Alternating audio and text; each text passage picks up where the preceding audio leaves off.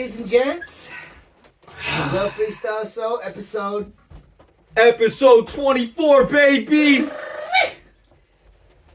Comment, drop a comment. Seriously, $100 on the line. You could win it. You could buy some new products. You could buy some new clothes. You could buy some shoes. Whatever. Buy the merch. Buy the We don't merch. got the merch yet. Buy it when it comes out. Ladies and gentlemen, we're back at it again on the Lil Freestyles Show with your boy Illusion. Illusion. How y'all doing? All right, so tonight on episode 24, we're going to be talking about the world's heaviest person. Scratch that. We'll get back to that later, but we had a little trip to 7-Eleven, and tonight's item is liquid death. Illusion, would you like to elaborate? Oh man, so I came over tonight. We're like, man, we need to go to the store, right? So we're trying to do a review on a product. We're thinking like, what should we get, to like review on the podcast? And we went and got some stuff, blah blah blah. We look over to the right. There's this mystery table, kind of like this, with the red cloth over it. It was beat up. Dude, it was mysterious. It looked. I had to ask about it because it was just random as shit. It was just a random table like this with the red beat up cloth. I'm like, what's up with all the product on that table? And a bunch of liquid death on it. Yeah. Because the night before, I seen a lady grab some stuff from the table. It was the old school Laffy Taffies, like in the bars with the sprinkles on top. And I seen her grab like 10 of them off that table. And I was like, oh, are those the old school Laffy Taffy bars? She's like, yeah. She didn't say anything about the, price or anything. I just seen her grab an item off the mysterious fucking table, right? So the day following, me and Frankie are there. And I see this table again. And there it is, liquid death. Like, yeah, dude. So this mysterious table in 7-Eleven, apparently items just get tossed on there for $1. $1. The red table. $1. There's no sign or nothing. We had a different flavor the other day. We paid like $4 for it. Yeah. So yeah, tonight we'll be trying it out. You want to just go right in and just pop it or what? Should we pop it? Convicted melon. Murder your thirst. That's their slogan, by the way. Murder your thirst. Murder your thirst, ladies and gentlemen. And this is probably my third time actually having liquid death. Never had this flavor though. Flavored sparkling water. So they doubled their profit in the year of 2023. Doubled. That's massive. We're talking 260 million they made. Well, who's their ambassadors? Weren't you talking about their ambassadors? So there are ambassadors. There's only 3 celebrity ambassadors. You know these guys. We're talking Steve-O. Steve-O, he does the podcast.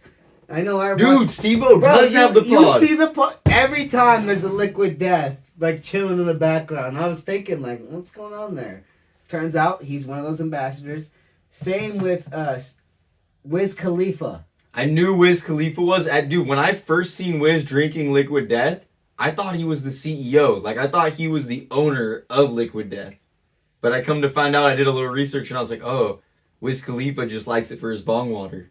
Like, that's what just pops up everywhere over Google. You look it up, like, everywhere, it's like, Wiz Khalifa tries liquid death in his bong water. Like, people going crazy about it on Twitter. Apparently, it's the best move. Yeah, I mean... He says he smokes the best kush, and he says when he uses the best bong water, it's liquid death. So... Let's crack in. Let's crack it.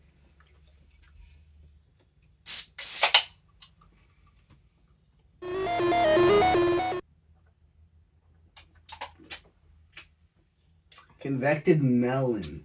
Instead of Damn. There might have been a reason it was on the table. Honestly, it's not. What do you mean? It's not bad. It's not even bad, yeah. It does taste like a cantaloupe, I'm not gonna lie. Cantaloupe. Let me give it a third hit. Imagine if it was like ice cold. Cantaloupe. Dude, you don't. You're right. Yeah, cantaloupe. I don't know if it's that you said cantaloupe and now I'm tasting it, but I'm tasting cantaloupe. Oh. It's cantaloupe, by the way. Yeah, one of the things that Liquid Death likes to do is they're big on no plastic. Plastic's bad for the environment. So I was wondering about the cans and everything. I was like, Oh, which makes me, the third person, Tony Hawk. I forgot I left off on two. Tony Hawk. Tony Hawk is the third guy. And, he is ambassador of the company. And he supports Liquid Death to the fullest. And I thought that was... You know what? I think I support Liquid Death. So do I. They say if you're at a bar with a Liquid Death, just chilling, because it's like a tolly. To mention, there's some background behind this shit. I don't know really what's about it, but it's a tolly for one. And it's it looks like an alcoholic drink. I know, exactly. So they say if you're at a bar with the Liquid Death and you're just chilling, it instantly sparks a conversation. Really? Because they're like, what is drinking? Yeah, like, is that an IPA? That's a good one. Is that an IPA? Elysian? No. It's this is just Liquid Death. Like, I'm on my year and 2 months sober. I just like connecting with people. I'm gonna drink a Liquid Death. Whoa. Whoa, I didn't think about it like that. That's a new move. Maybe that's, it is. That is. You can still come through, socialize, as long as you can hold yourself back. Because you gotta think, these guys got they got the heavy metal cats behind them, probably, just because of the name. Right. They don't even have an ambassador that's like a heavy metal artist. The Wiz Khalifa's... I'm drinking this thing, dude. Yeah, Wiz Khalifa's a rapper, you know what I mean?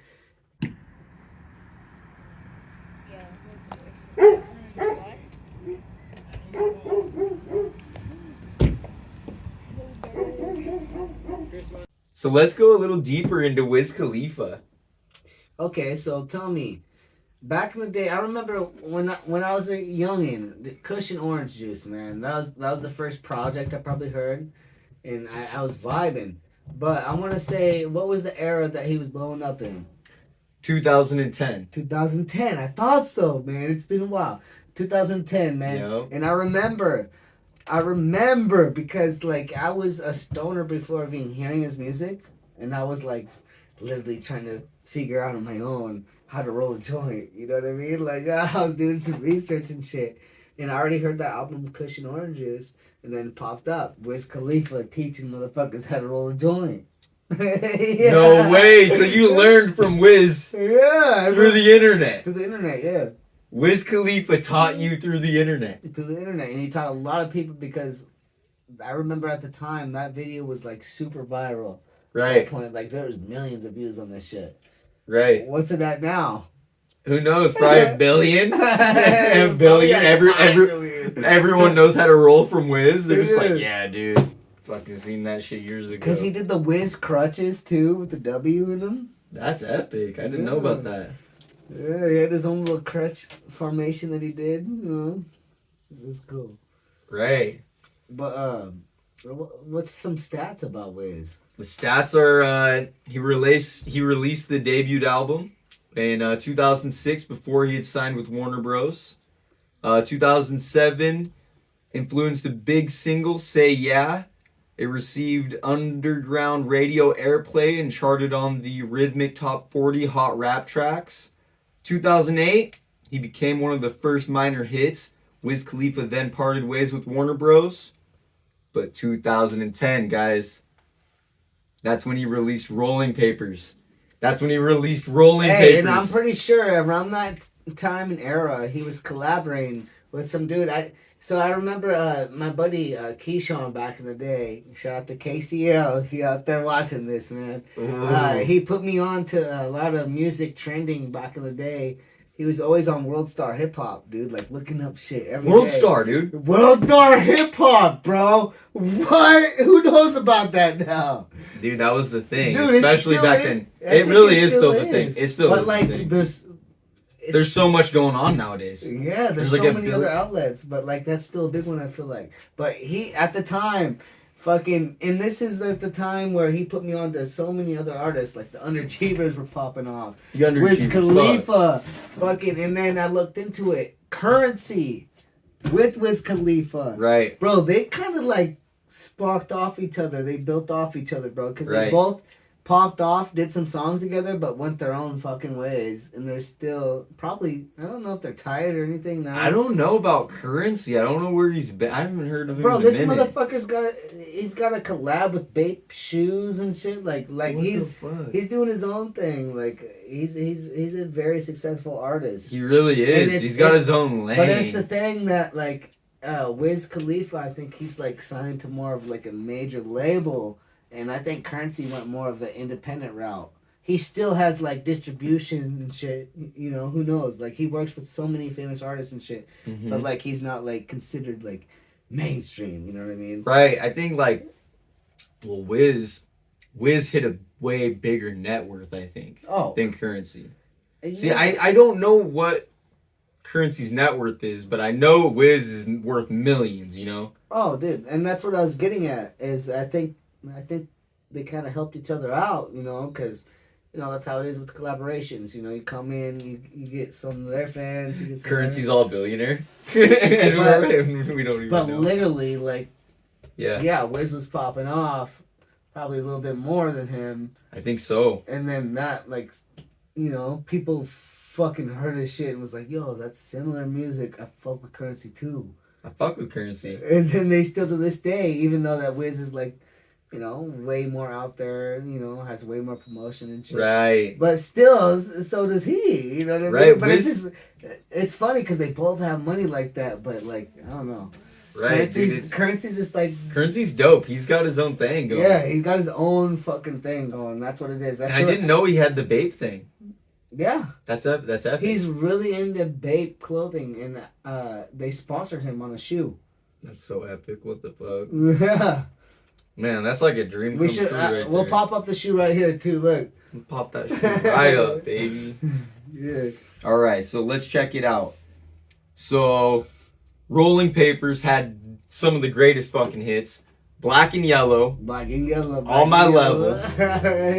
bro. Can you imagine if they would have fucking won the Super Bowl that year? I know, right? And Black and Yellow too. Like, yo. Not only that song blow up, but. And Tom would have been on fire, dude. Oh, dude, I remember when I first started making music, I kind of did like. So, like. Yo. Yo. So I would have songs, right? And I would literally write to the end of the song, like there'd be like 15 to like 40 seconds left, like of the outro, like after a song was made, and I would write to it. And I remember Black and Yellow, that was one of the fucking beats I heard, and I heard the little outro, and I was like, yo, I'm gonna look up the beat. I'm alright to Yeah, and I did something. I just wrote it. I never recorded it, but it was definitely a start because I got so motivated off it. You know, it was like a hype fucking thing. When that song released, it's like, yo, pull up to the house, black and yellow. Shit, I ain't even from Pittsburgh. I want to wear some black and yellow right now. Dude, yeah, Black and Yellow was black the and thing. yellow's a good color. I love the colors black and yellow too. Right. Like it's like a black and gold. You know what I mean? I love that shit. So. For real. Yeah, shout out to all of our new subscribers. And let's shout out to some of the top comments. I'm going to slap them down below right here. Kyle slaps alien cheeks in the Safeway parking lot. What? We might have to give 2 slots on the wheel for that.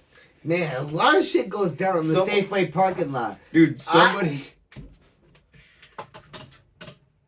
Man, someone's spinning the wheel. Someone is getting this. Dude, Kyle in the parking lot though, dude, no. That's the top one so far.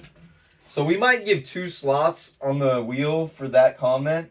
So only 16 comments will be picked to be on the wheel, and we're spinning the wheel next episode. So episode 25, stay tuned.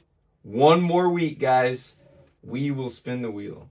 And it's only the top 16 comments. So yeah, I think it might even be top 15 because Kyle slaps alien cheeks in the Safeway parking lot is the best comment I've got this year. I think he does it on a daily. I'm not gonna lie.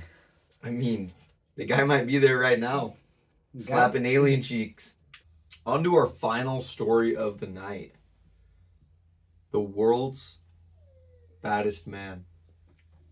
Heaviest man. Sorry, I'm not trying to be a bully. No, you're not bully, but I'm not trying to laugh either. I'm not trying to laugh because no someone's one's laughing. But how I'm not heavy gonna is, laugh when I look at how this. heavy is this man?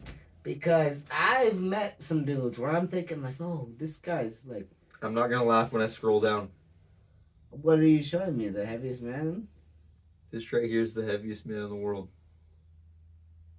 Oh no! Hold on.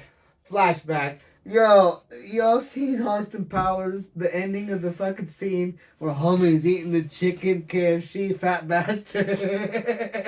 Yo, pop up the picture right now. Flashback. Tell me, is that similar? And why does he have the same haircut as me? Bro, that's fucked what up. the fuck? He's like a big version of you. You actually think about it.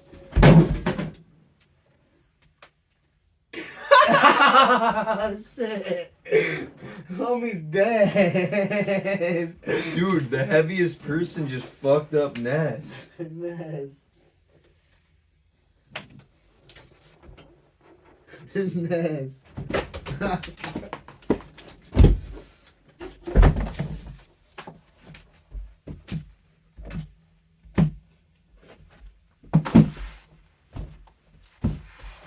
We're gonna have to cut this out. I don't know what's going on back there. But like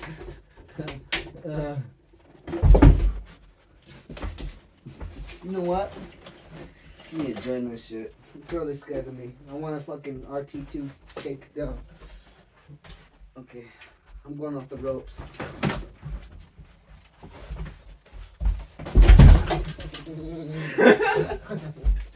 Ass, titties, ass, and titties. Wait, ass, titties, ass, and titties. Wait, one more. Ass, titties, ass, and titties. Liquid death, man.